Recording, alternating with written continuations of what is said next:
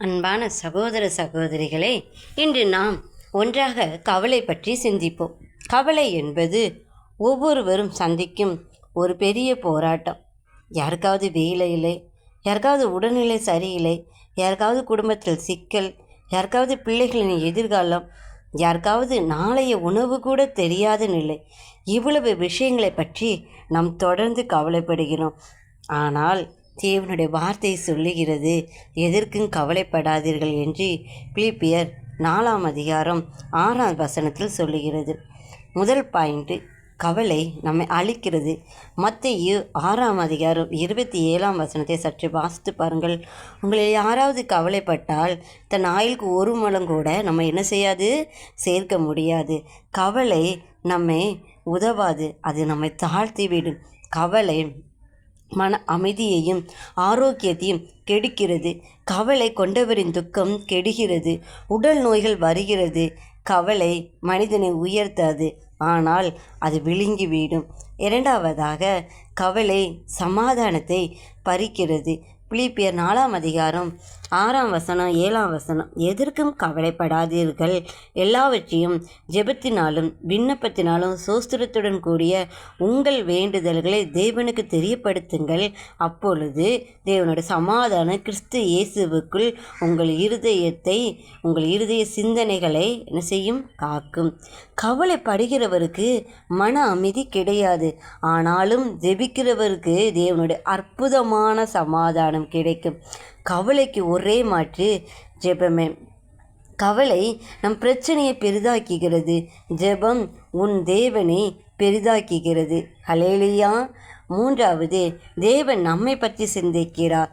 1 பேதுரு 5 அதிகாரம் 7 உங்கள் சுமைகளை எல்லாம் அவர் மேல் போட்டு விடுங்கள், ஏனெனில் அவர் உங்களுக்காக சிந்திக்கிறார்.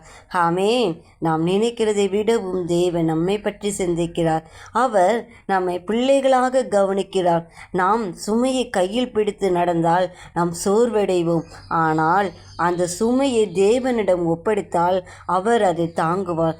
சங்கீதம் 52 அதிகாரம் 22 உன் சுமையை கர்த்தர் மேல் போட்டுவிடு, அவர் உன்னை ஆதரிப்பார்.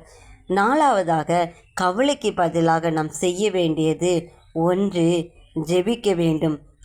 நம் கவலைகளை தேவனிடம் ஒப்படைக்க வேண்டும். இரண்டாவதாக, சோஸ்திரம் செய்ய வேண்டும். தேவன் ஏற்கனவே செய்த நன்மைகளை நினைத்து நாம் நன்றி சொல்ல வேண்டும். மூன்றாவது, விசுவாசிக்க வேண்டும். என் வாழ்க்கையை நடத்துபவர் தேவன் என்று நாம் நம்ப வேண்டும். கவலைப்படுகிறதை விட ஜெபிப்பது எளிதல்ல, ஆனால் ஜெபத்தின் மூலம் தேவன் நம்மை உயர்த்துகிறார்.